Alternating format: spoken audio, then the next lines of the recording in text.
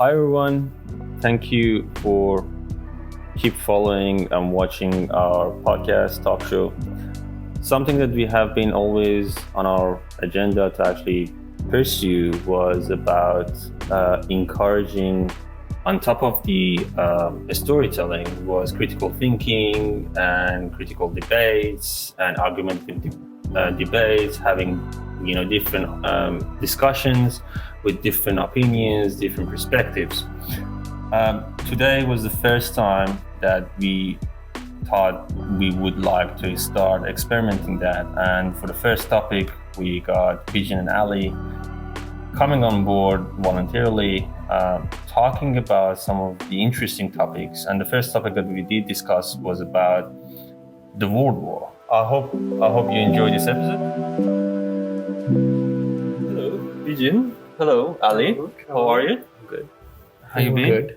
Tired but well. Tired but well. Isn't that everyone's story these days? Every single person I talk to at work, just every day. Yeah. Like, It's been a long time we actually haven't sit around the table and talk. Yeah, I think it's which been is like good. We had 3-4 months. so many guests. I know. Which was And this is the amazing. break. Like from next week, we have another whole bunch of guests. Yeah. So correct. you're a lucky special episode with This just is back to our grassroots, That's right. Back to basics. Yeah, That's where it all started. it's great. But you were talking about the wage just now. About you were complaining about Oh, 100, I have- 100 plus K is not enough anymore. I have What's many happening? complaints about it. Maybe that's just my personal preference, but no, I think the cost of everything has just gone up. Yeah. And once upon a time, you'd sit there and you go, 6 figures. Oh, I'm doing really, really well. And 6 figures could afford you a house comfortably. Could afford you, all of your, realistic desires. And you'd still have money left over to put into savings. Whereas this day and age, it's ridiculous. I mean, funnily enough, just the other day, just to have 2 mates over to do a small barbecue. I was like, all right, never done it before. Let me go to the butchers, get some meat, get some drinks, and non-alcoholic, just standard carbonated drinks, and some veggies. And next thing I know, it's $160.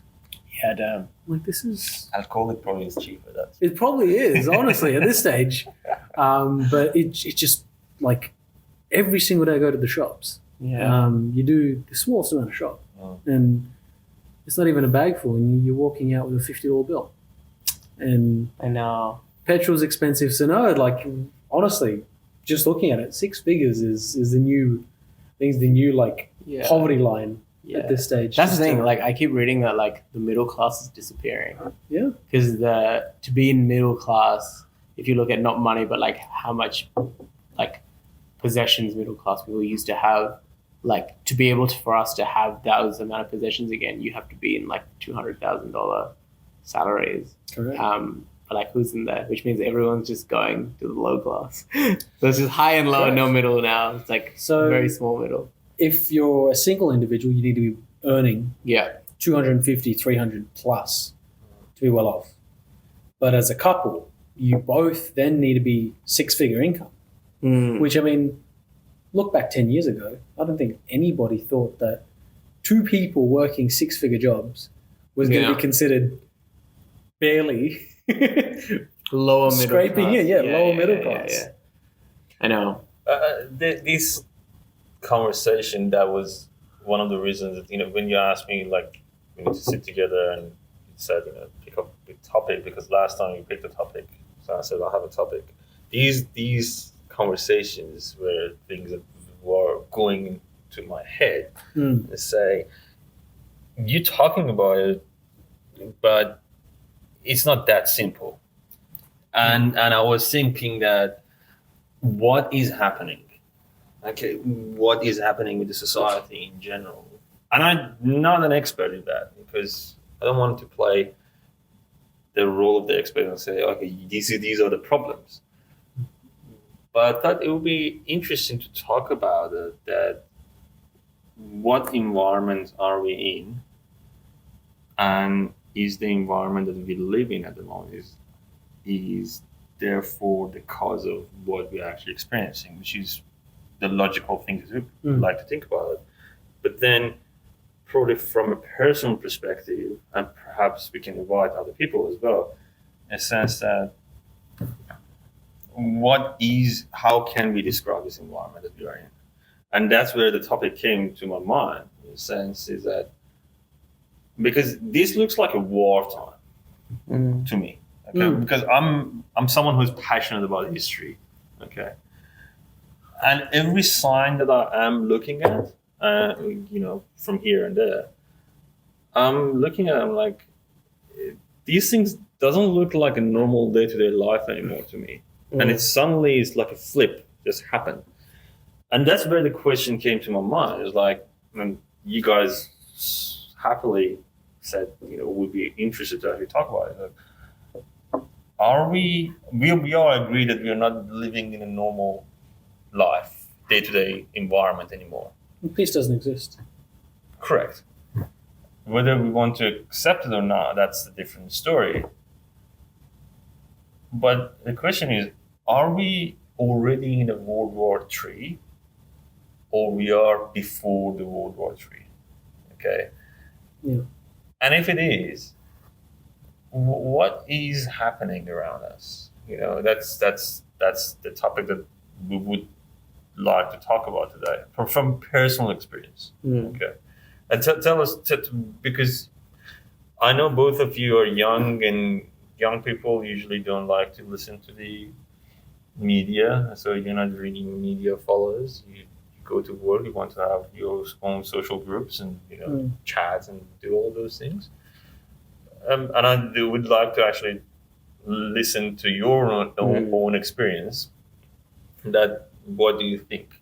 I think I'm not too sure about yourself, Vision, in terms of, I guess, the whole war aspect, but I personally like to follow along with those occurrences that are happening outside of, say, Australia, outside of the comfort of my own bubble. Again, I find there is peace in ignorance, but then for how long? Because it's just that it goes to it's a simulated peace.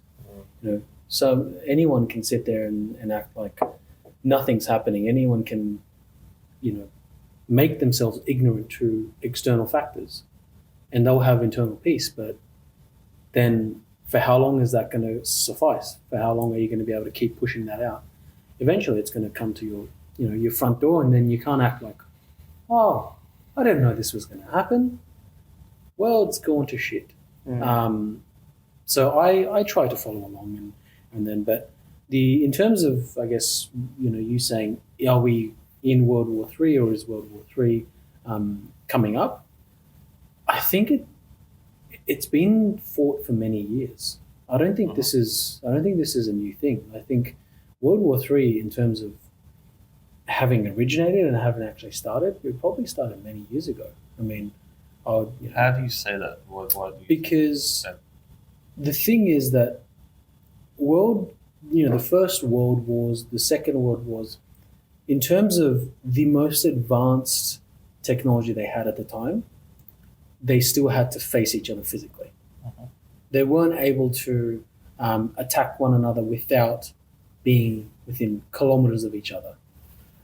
They still had to physically send boats, send artillery, send planes, and fight one another face to face, to a certain degree, because that was the true advancement of the technology they had to their use, and what they could utilize.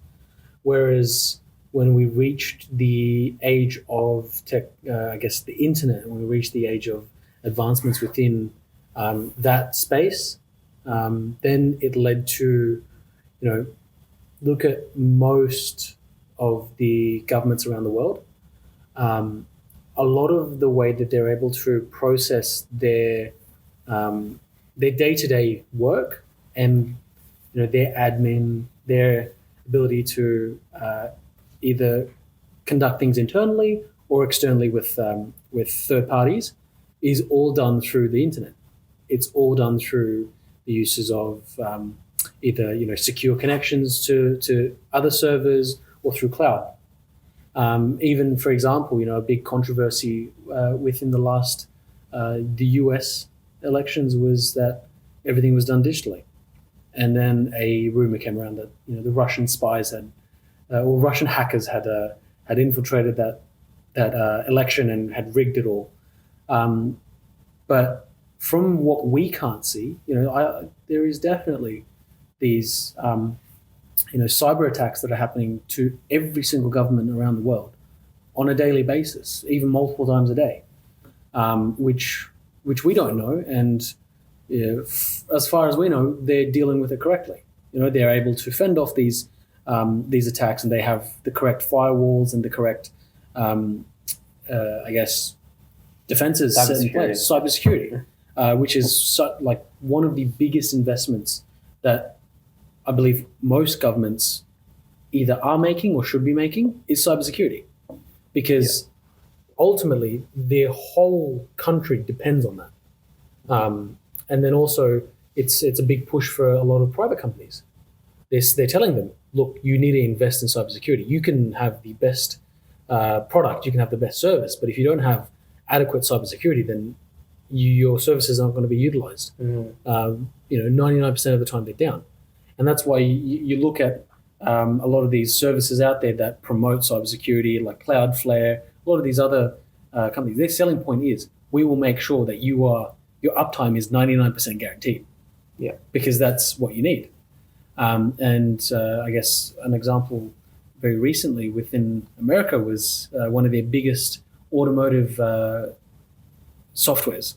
So I think you'd have to quote me on this, but there is a large majority of the car dealerships within America, they use CDK Global as their pricing, quoting, inventory, parts, ordering, everything. Oh, wow. Right. To book test drives, to get finance quotes, everything is covered in CDK Global. And I think a European hacker group got hold of it, put it down for the last week, and CDK agreed to pay millions of dollars to be able to regain access to their software so that dealers can start can start functioning properly. Mm-hmm. And many dealerships that were a lot newer, they didn't know how to do the traditional pen to paper methodology of actually running a dealership. So they actually shut down until the software was able to be used again. Yeah. But then when you look into it, for governments, they've obviously had they've got backups in place to be able to run the infrastructure without having cybersecurity. But I think it's gotten to a stage where so much is connected digitally. Mm-hmm. And again, it goes back to it where I believe that on a day-to-day basis, a lot of these countries that may potentially have conflict with one another, they're not going to send. They're sending drones out into international skies and whatnot, but they're not going to be shooting bullets at one another and giving tangible evidence. Yeah. Instead, why not attack through the cybernet, where you can even, ping your location to be somewhere else. Yeah. So you could. Well, so going off what you said, right? I think this raises a really, really interesting point. A lot of times, world peace is actually measured through, because it is a measurable thing, world peace, and it's like a scale, right? It's a spectrum of world peace, and generally, the most agreed way to measure world peace is the average percentage of GDP spent on defense budget, right? And so if we're asking, are we in World War II? 3, I don't know how to define World War III, because I don't even think World War II was defined until after the war, right? Mm-hmm. It's kind of like, hindsight is 20/20. So once it's finished is usually when people define things. Mm-hmm. Are we in the most peaceful area, time of our lives? Definitely not. So you looking back at the UN and the countries globally and how much they spend on defense, we actually hit the bottom of the lowest spend on defense globally while Obama was in office. That was the absolute lowest So the most peaceful that the world was in that time.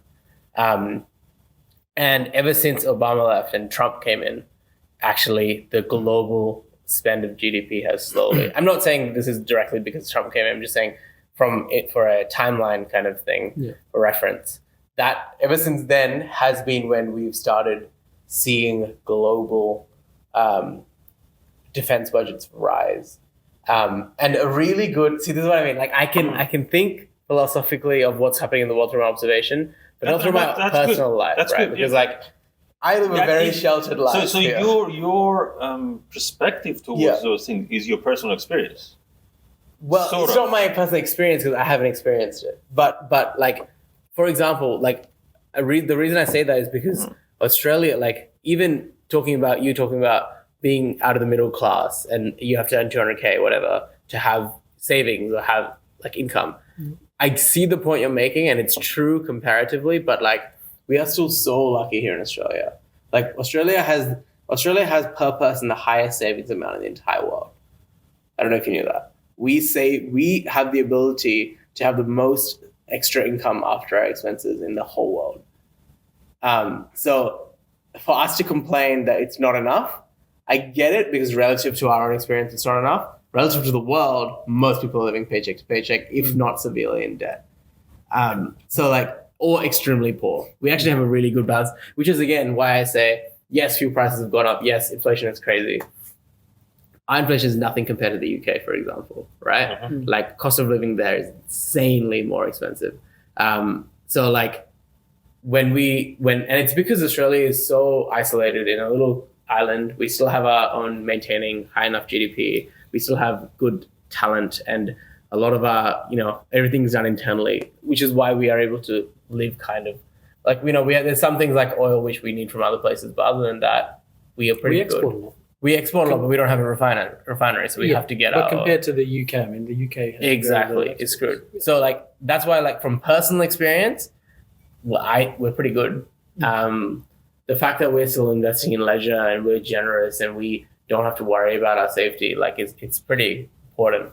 Obviously, like both of you from Iran and Afghanistan, like the other side of that story, and so I feel blessed still for the situation we have, but. In terms of, world peace, it's really interesting, actually, because if you look at the time when Obama was in office, just for reference of time, right? The biggest difference you saw from a global perspective of how governments treated each other in a country, and even just the UN, like the conversations around the UN, the attitude around there, is that we are one world, one earth. We are all countries that help contribute to each other and grow each other together, right? And the major shift and so the problem, the benefit of that mindset is that we have a globe, we have a united community of countries where the ones that are better off and have more money help the ones that are not so well off. We share resources, we build everyone up, right? The downside to that is we have some very big players in the game that have a lot more to lose from this shared economy compared to someone like Australia. Australia's always been somewhere in the middle. Regardless of what this is, we're always going to still be in the middle, right? We're the followers. Exactly. But the US was number one, right? And during the time of Obama, the US started to go down a lot in terms of its power globally. Because remember, if you look at the Cold War and then history coming back, US's power came from its military, right?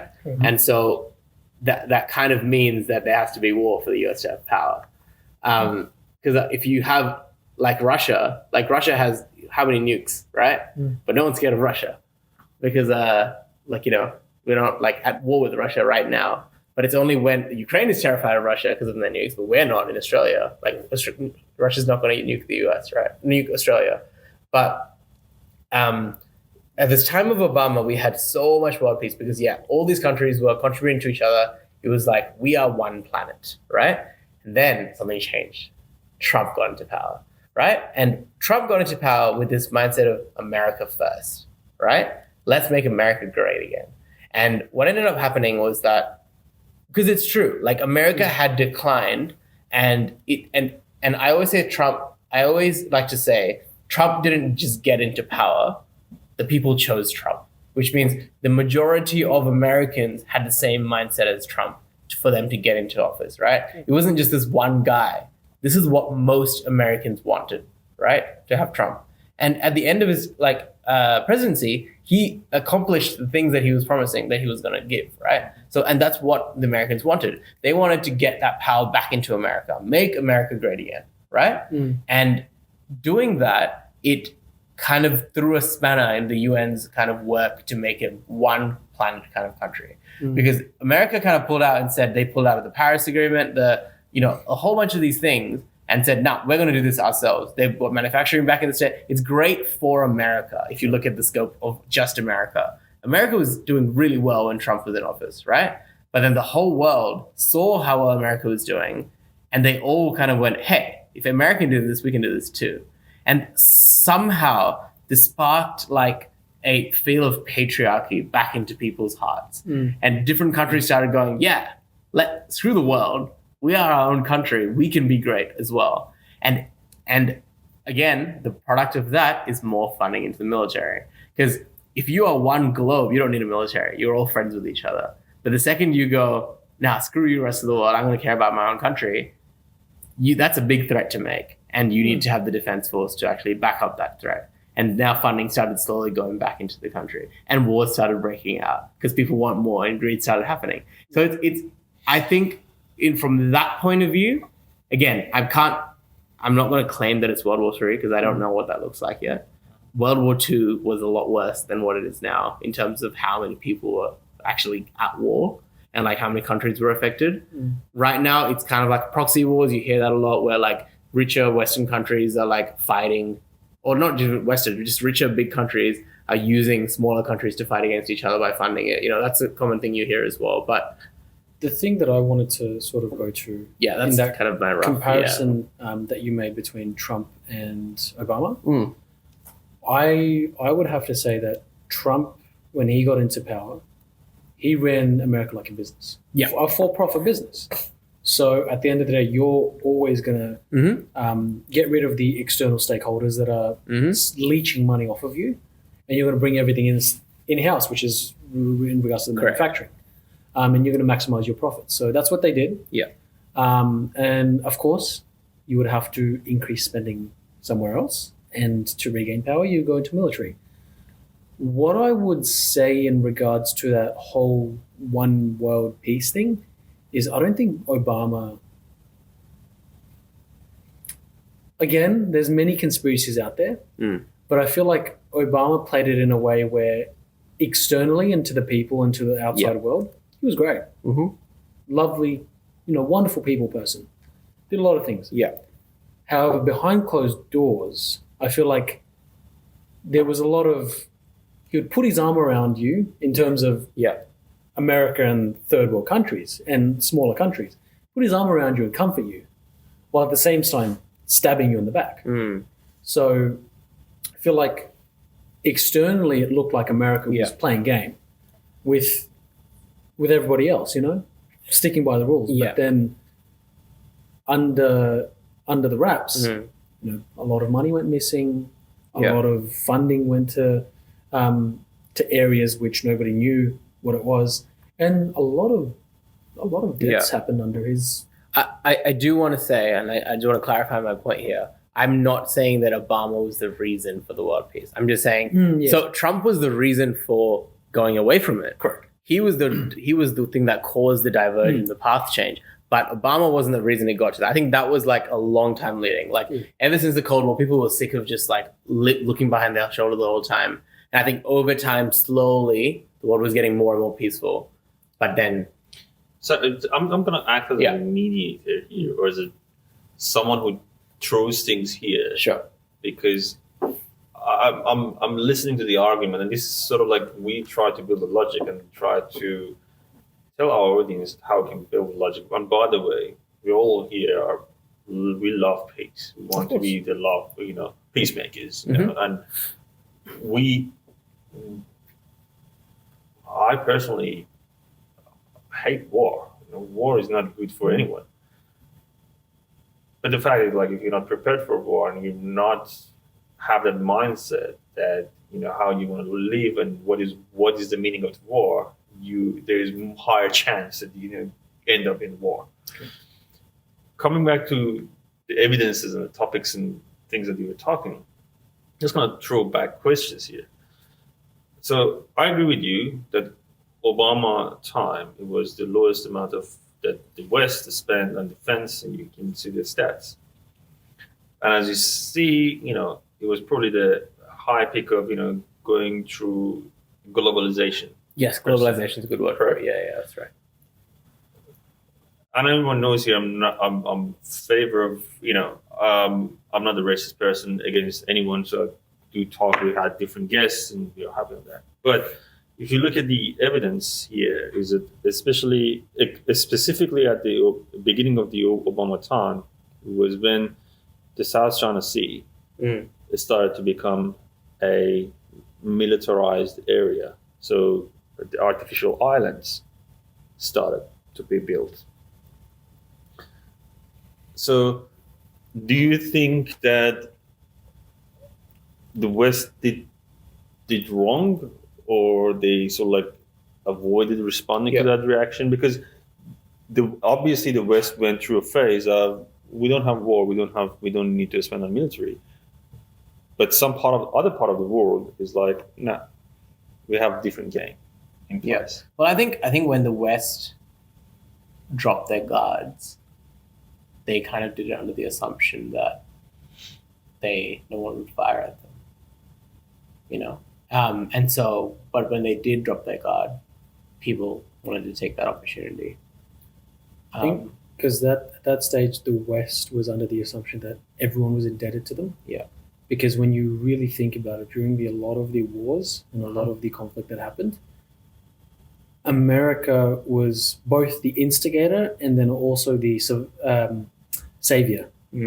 So after a conflict happened, and wars been won or battles have been fought and finished, America was the one that was to say, I'll help you out, but you owe me.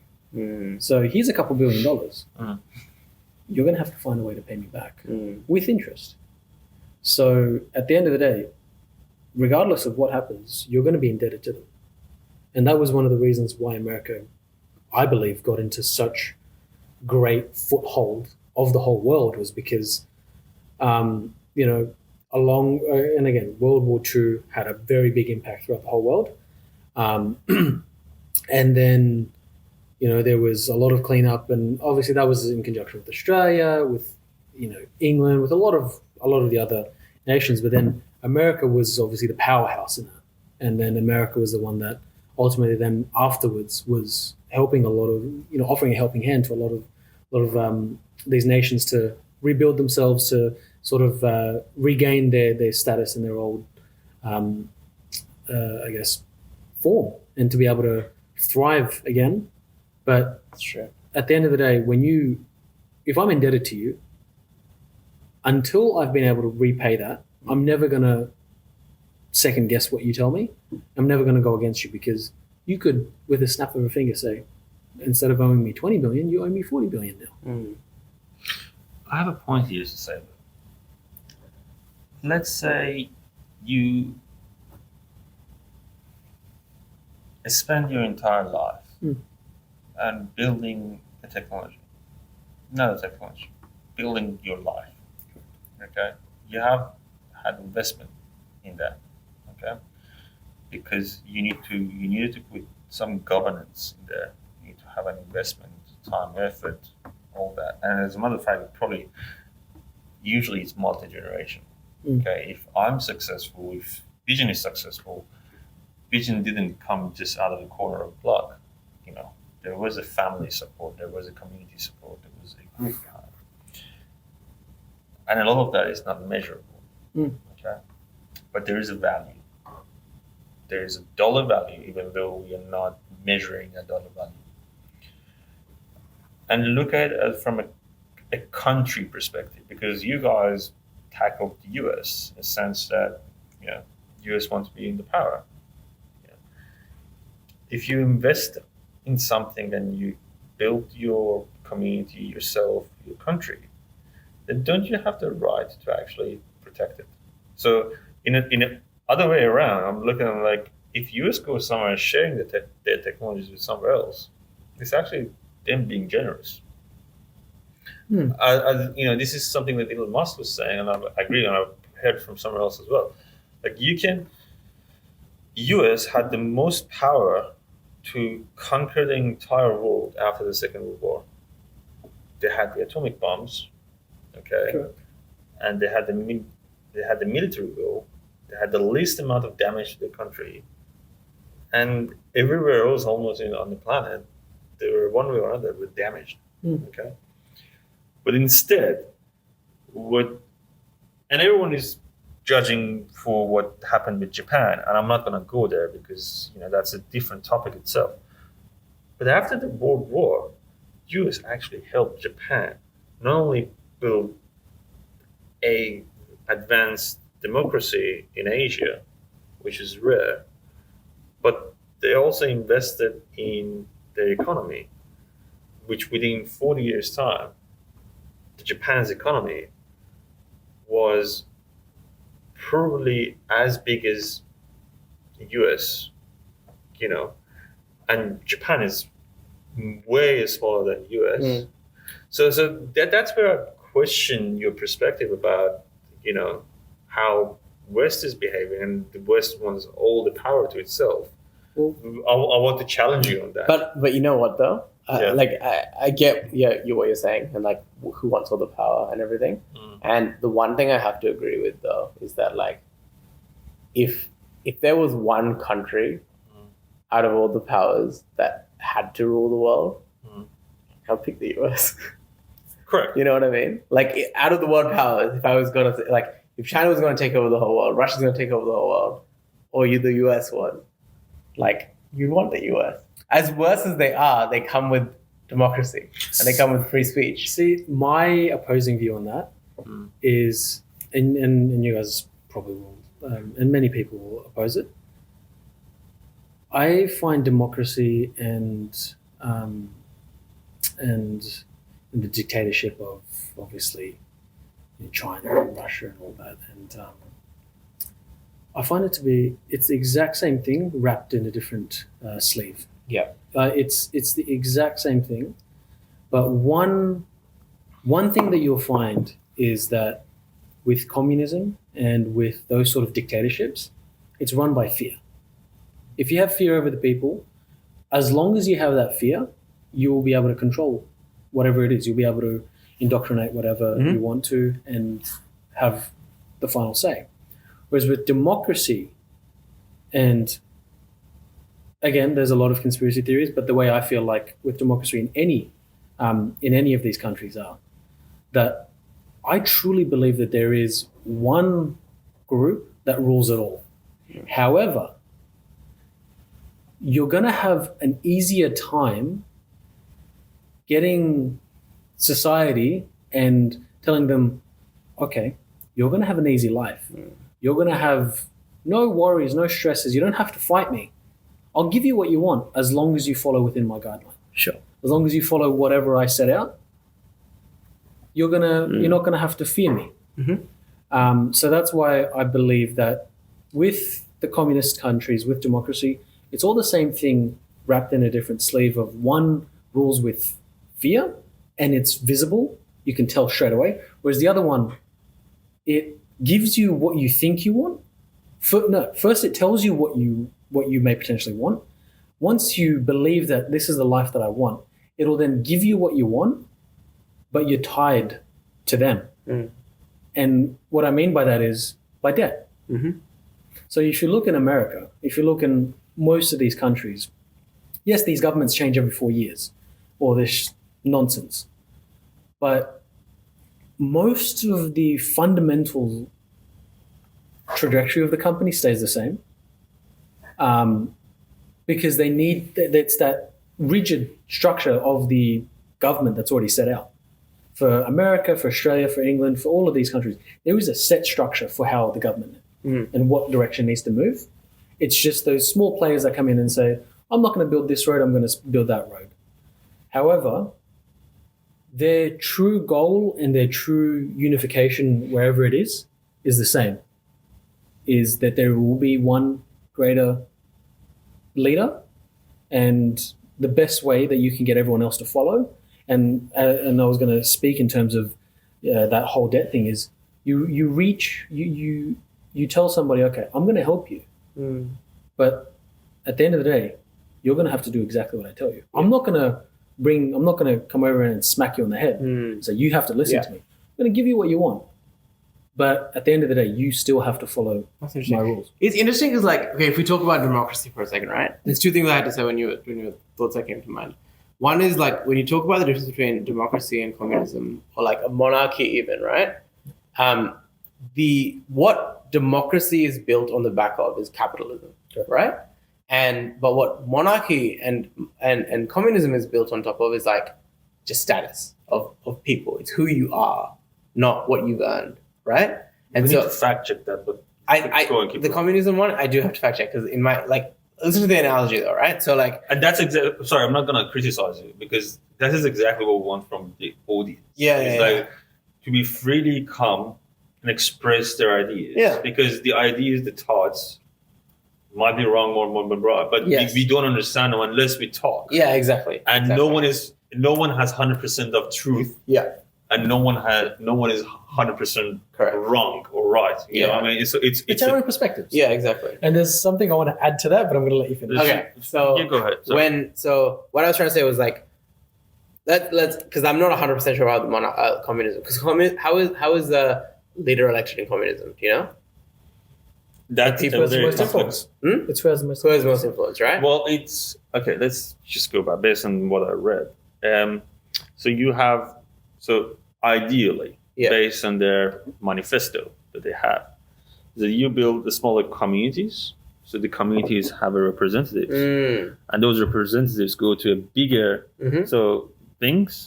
bigger parliaments or something. So there are multiple layers. Yeah, that these guys. It is a pyramid. Makes sense.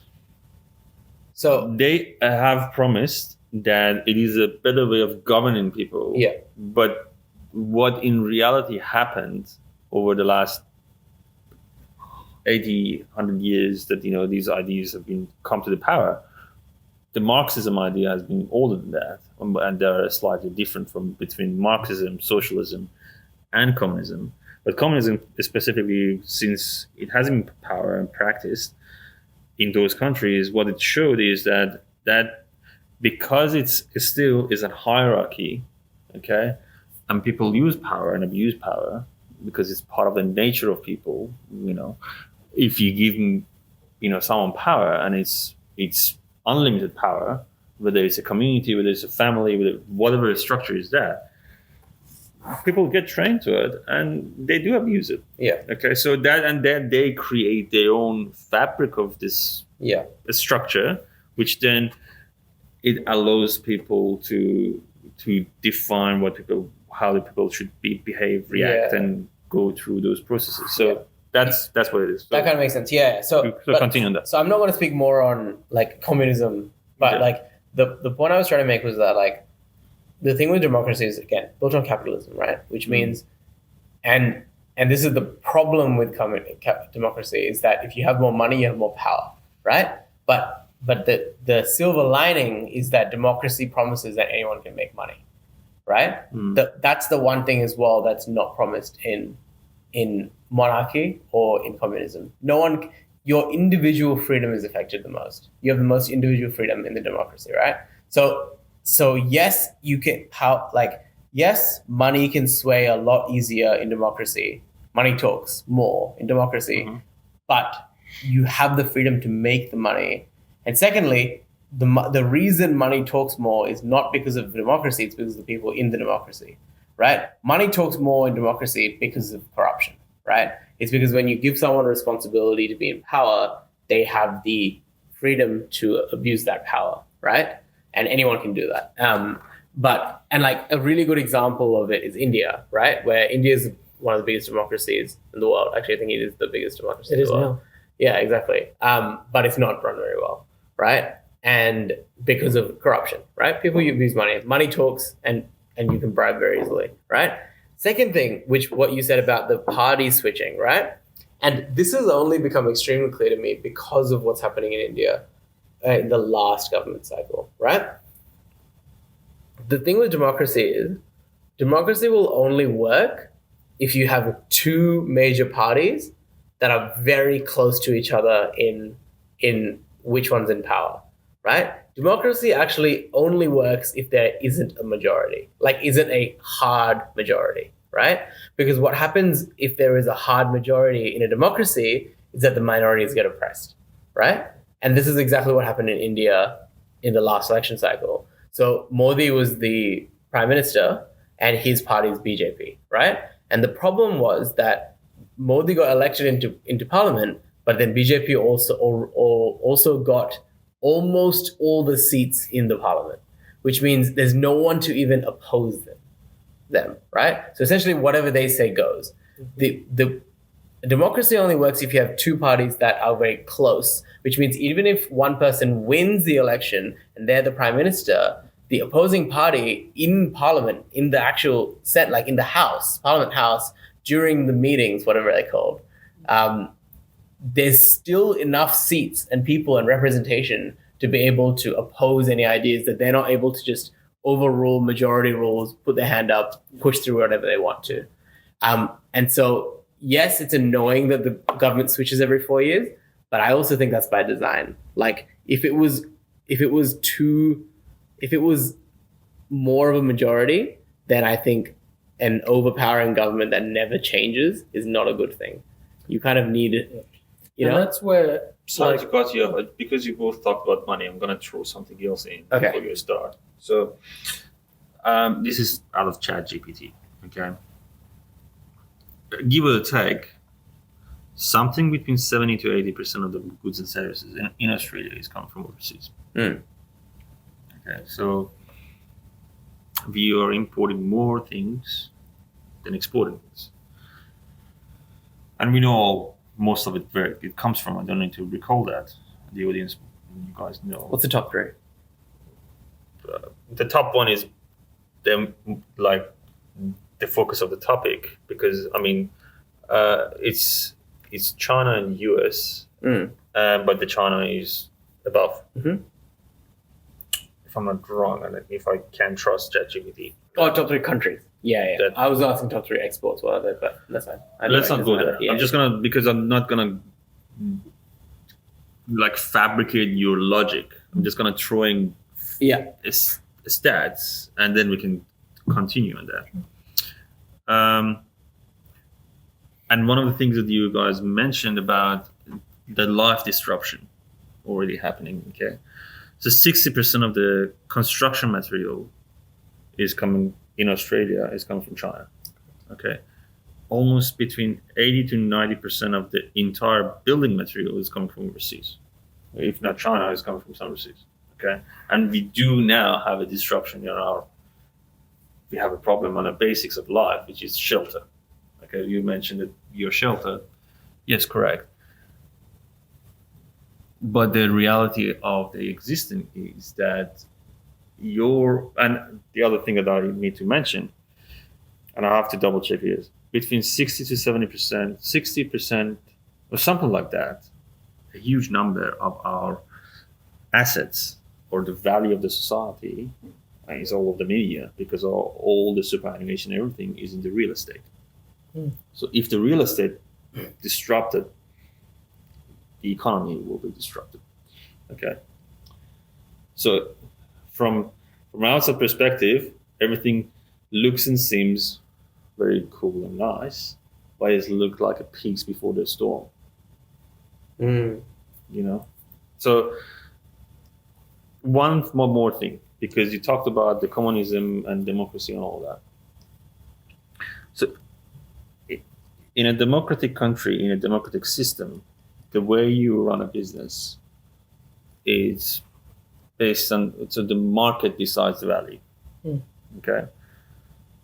So there is minimal disruption from the government inside the business, which then it also ends up in defining the labor value and all of those things and the value of the product. In a communist country, the government is involved into all of that. So it defines the labor value, it defines the product value for the market. Yeah. Okay, which that's one thing. One more thing I wanted to actually throw in the mix, because we can just, again, this is a friendly and free talk. There's so many things that are just coming into my head. And look, we're not gonna get a result out of this. Yeah. This is sort of like throwing a topic out, because I believe later we're gonna talk and our audience is gonna come, because I think this is what we are very good at, is we want to create awareness through storytelling. Yeah. And this is a story. Yeah. Okay. The other challenge that happened, for instance, within the last 20 years, is that the West, and especially US, had a huge, they exported their knowledge, which has a value, to places which are not free, in a sense that the market is not deciding about the value. They're manipulated. Okay. And that's the mix that we are actually tackling. Now coming back to your perspective with this knowledge. Okay. This is so much to keep in my mind. So I'm gonna jump to I'm not against democracy. Yeah. Democracy in theory is a wonderful thing. I support it 100%. Sure.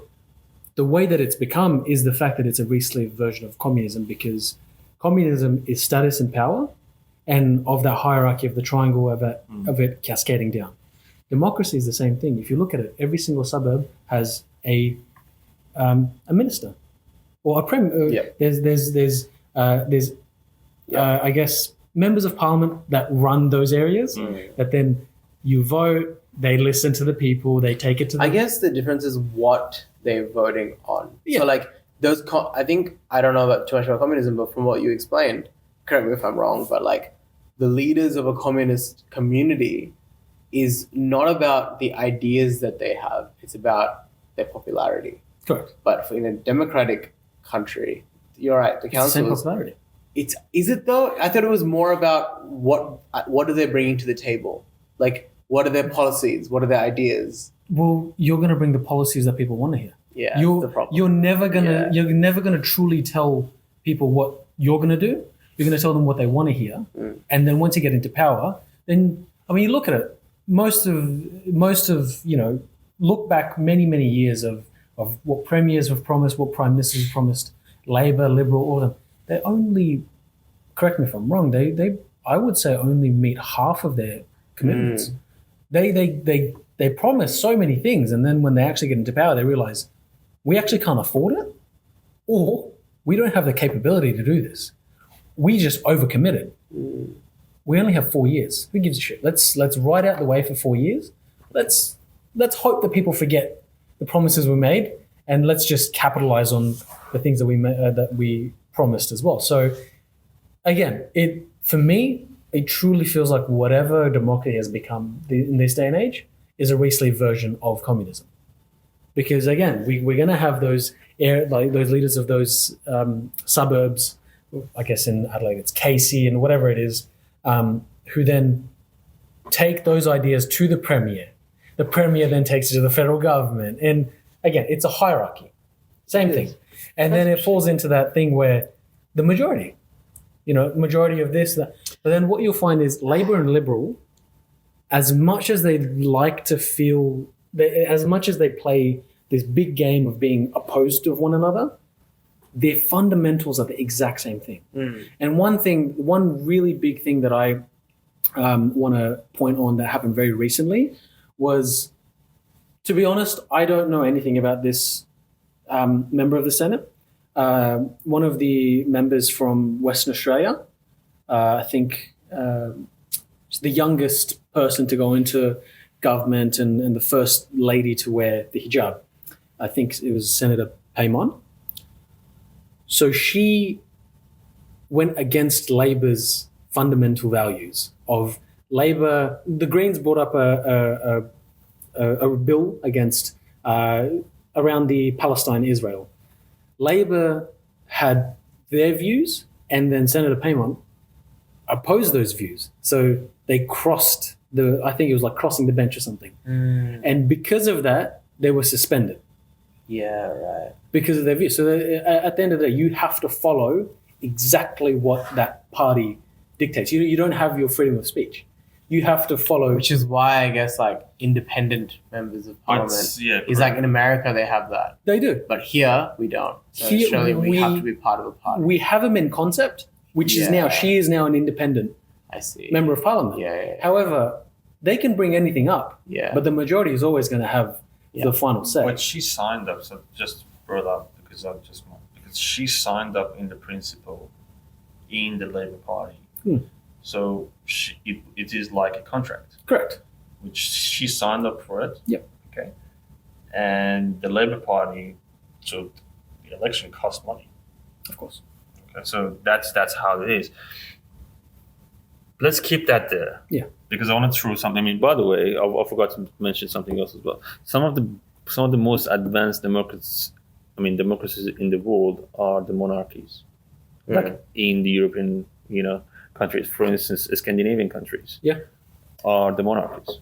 Wait, how is that a democracy? They don't get voted in. The monarchy runs alongside. So there is no power overruled, but monarchy is a symbol to actually hold the country together. Australia is a monarchy, but the King of England or the King of Australia doesn't come and interfere into day-to-day life. So basically, we do have a system which runs. Which is why we celebrate King's birthday. It's obviously there's been decades and decades of it, of the complexity building on one another and it intertwining. So that's why it's gotten to a stage where no matter how hard we try, unless you have a hard reset, you can never unwind it. The hard reset is wipe out every society, start from scratch. And then even then people will change. Even then it'll go back to that. It's human nature. It'll go back to that same interweaving complexity. It's like Newton said, was it Einstein or Newton? He was like, insanity is trying the same thing over and over again, expecting a different result. Exactly. Like, yes, you say start from scratch, but you haven't changed anything.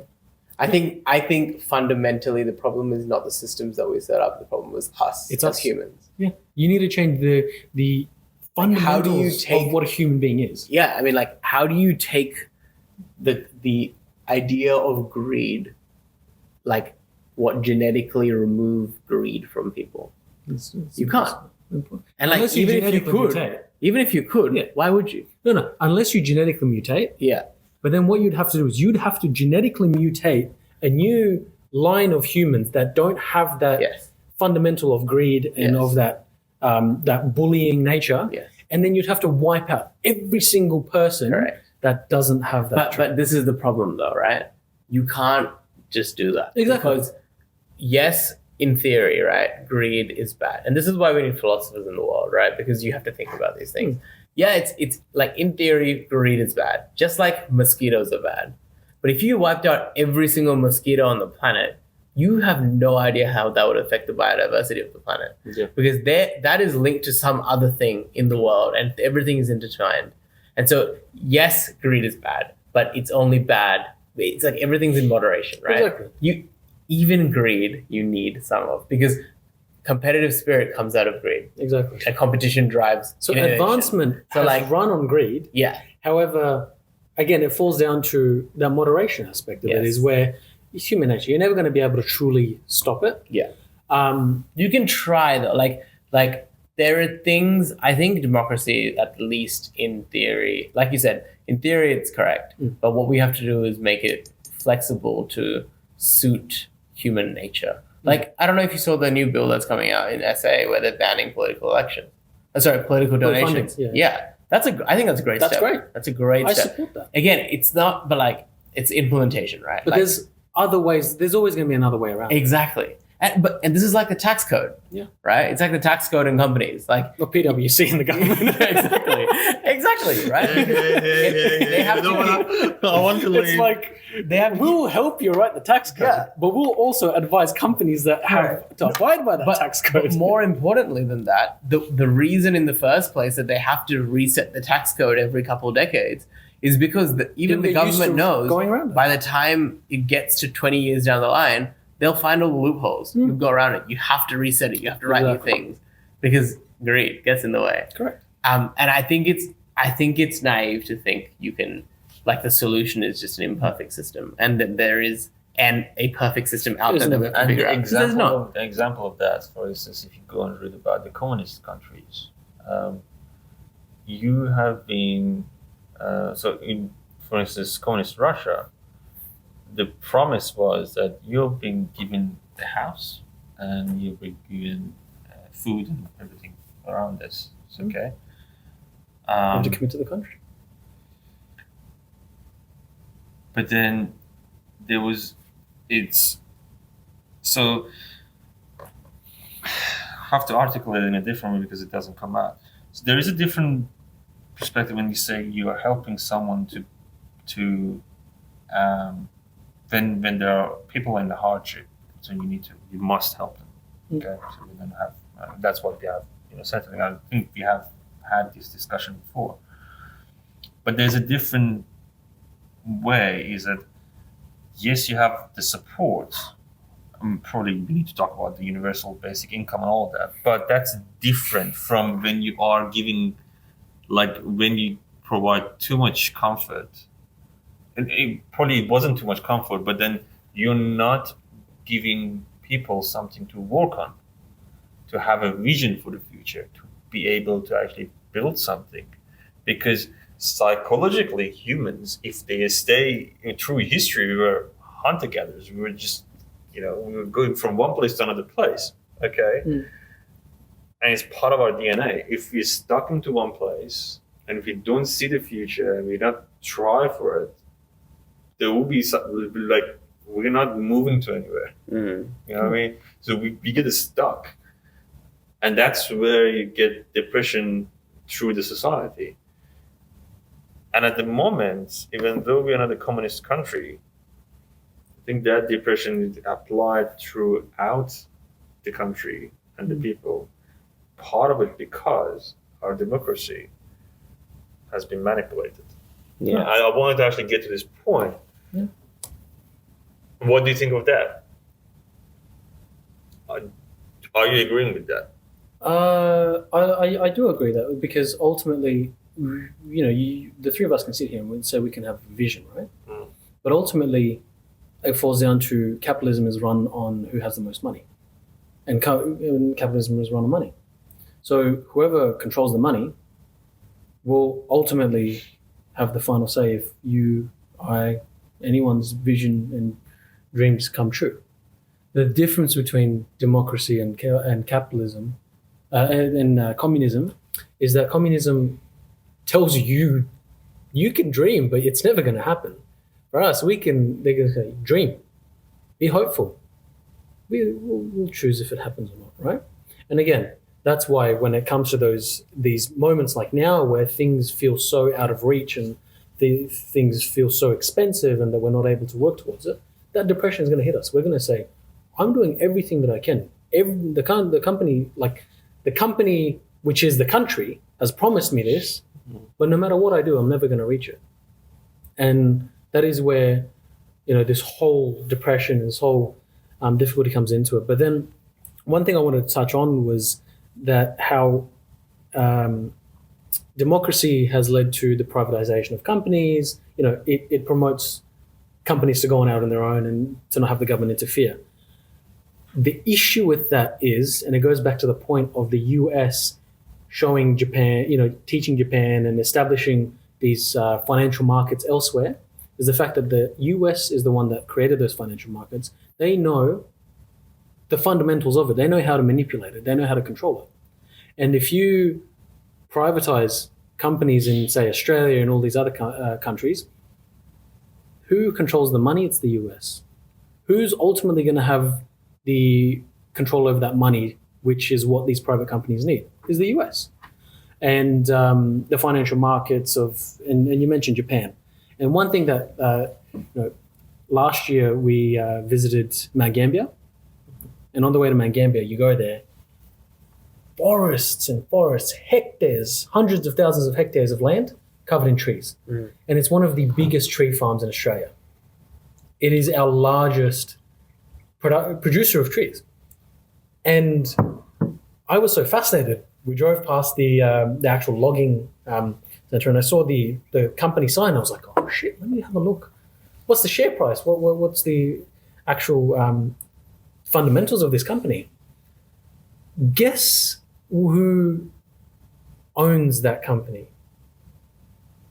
And it happened during COVID, when the downturn of everything happened. It was a public company. It is now a privately owned company.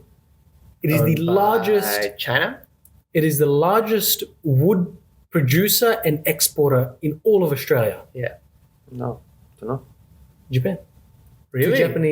Two Japanese companies bought it. What the company does now, and the reason why construction costs and wood cost so much now, is that wood gets grown here, gets processed here, gets sent to Japan, and then is sold back to us. Really? Wow. Yeah. And that is the issue, and that was one of the discussions I was having with one of our close mates, is in terms of, if you look at Russia, the reason why a lot of things are affordable there is because the government owns 80% of most of these companies, energy companies, mining companies, all that. So it ultimately, even if it taxes those companies, or even if it doesn't tax those companies, if they make record profits, that profit goes back to the government then redistributes it within the country. Whereas with Australia, and a big thing that came out was, look at how much they're taxing our energy companies. Australia's government makes more money on HEX than it does from its energy companies. Yeah. And these gas and all of these oil refinery companies or whatever it is. And there was a big comparison between Australia and the Scandinavian companies. And the fact that these Scandinavian companies tax billions upon hundreds of billions of dollars from these companies, which is why they have such great levels of healthcare, free education, all of these things.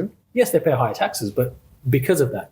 Whereas if you look at here, the majority shareholders of all of these energy companies are external governments, external countries that will then. The reason why we import so much is because, like you said, with our refinery, we don't have a refinery here. We get all of our raw resources, which are dug up by private companies whose major shareholders are foreign governments and foreign players, who then export it for cheap and then sell it back to us refined for 10 times the price, which is why, in return, you now, instead of 10 years ago spending $115,000 to build a house, you're spending $450,000 to build a house. Instead of spending 90 cents to fill up your car, you're now spending $2.70. Yeah. What do you think? Before we wrap it up, because I think we just more than an hour already. Yeah. Look, you make a really good point, I have to say. I never thought of it from that point of view before. Look, not to mention China buying the biggest body of water 10 years ago for I don't know how many millions of dollars. The biggest body of water in Australia. China bought it. Look, I mean, what are we arguing here though? Look, I mean, yes, Australia's like foreign government policy, like foreign investment property policies are not the greatest. I think the world sees that as taking advantage of it. And which is why it affects us directly. Yeah, it does, definitely. One point though, there's a difference between Japan and China. When there are two systems or multiple systems, which they share the same value preposition, then you're able to negotiate that because you have, obviously the government must be much wiser in that sense. I'm not from government, but if they are wise enough, they will be having whining power in the negotiation. Yeah, but we're still paying more, you know. Correct. But then the real question is like, why did we have to sell? And that's a whole global economy. Yeah. Because No. Because that's what the discussion is, that they do something better than us and we do something. But they don't do than them. it better. Lobbying. They don't do it better. I think we had to sell. It's the same reason we sold SA Power Network. We didn't have to sell. We didn't have to sell. It's lobbying. Why? These foreign powers pay politicians. Yeah. And again, it goes down to those donations. Oh. They funnel money into these donations to influence. And again, it goes down to corruption. Influence these decision makers to privatize certain things. That's why they fucking privatized half of. I'm going to throw something here, though. I'm going to throw something. Good wrap up. We're going to discussion all this. I'll quickly wrap this up. Yeah. That's why they privatized Metro. Yeah. Adelaide Metro. Correct. Yeah. They privatized it and they realized it's not going to work. Everyone rebelled against it and they eventually had to buy it back. Yeah. Right. Look, I'm just going to throw something here because you mentioned it's a power network and all that. So, I don't want to go down path of the conspiracy theory that the politicians sold these things and they didn't see the future and all that. Because I want to think about it in a way that and this is a whole thing that I want to actually bring and discussion here is I want to actually tell our audience to how to think about things, and this is something that we didn't realize all the time talking, and I'm not probably the best one either, but how to think logic based on the evidence. And if you have the evidence, let's talk about the evidence, okay? And if there's no evidence on that, then let's wait and see. For instance, the first instinct that comes to your mind or anyone audience is like, why do you sell as a power network? Okay. But then what if, look at the question, that the technology is going too fast. The infrastructure of some of these companies are like 60, 70, 80 years old. And if you look at the big corporations, the way these assets run, you can't just go there and wipe it out and just rebuild. You can't. It's just a matter of fact. Just people don't change that easily. Things don't move that quickly. Okay, it's part of the culture, part of all things. I don't know. We can discuss about it. But then there are huge disruptions happen. Okay, and the only way to go through these disruptions, as you say, sometimes you just let it die, restart.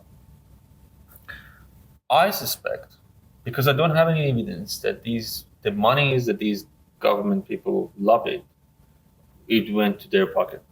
I don't have any evidence. If there are evidence, it's too hard to do. It's hard to And do. again, these are just our vision. These aren't based off of Correct. And I want to think positive, to be honest. Unless there is a court case and someone taking someone to the court and say, we've done this wrong. And I believe people like in this country, some of the journalists and people, lawyers, they do these things. I've seen it. And I don't want to go that path. We don't, it's not to say that everyone does it. Yeah, correct. There is always going to be a few. The purpose of that, I wanted to actually talk today about this. Because I want to bring back in the sense that how can we talk logic? Yeah. How we can talk based on the precedents and the logic. But we can still... we can leave the stuff that we don't know with a question mark and have a speculation and then move on. Yep. And then because the history tells itself, it explains itself. We don't need to have the speculation, because what happens here, if you think that politicians are corrupt, then we don't trust them. Simple as that. And if you don't trust something or someone or a system, you, instead of going there and trying to understand or correct it or improve it, you just distance yourself. Okay. And the whole idea of today was to bring all this discussion up and potentially bring other people into this debate in a sense how we can learn to actually talk logic, especially one younger generation. Correct. Okay. Yeah. Because like we said, the younger generation choose, a majority of them do actually find it's overwhelming. Correct. They find it's too much for them, and they've already got enough stresses of their work, studies, and personal life to deal with, that it's far easier for them to just say, look, the politics I'm going to leave to the politicians, law I'm going to leave to the lawyers, and I'm just going to worry about my own thing. Yeah.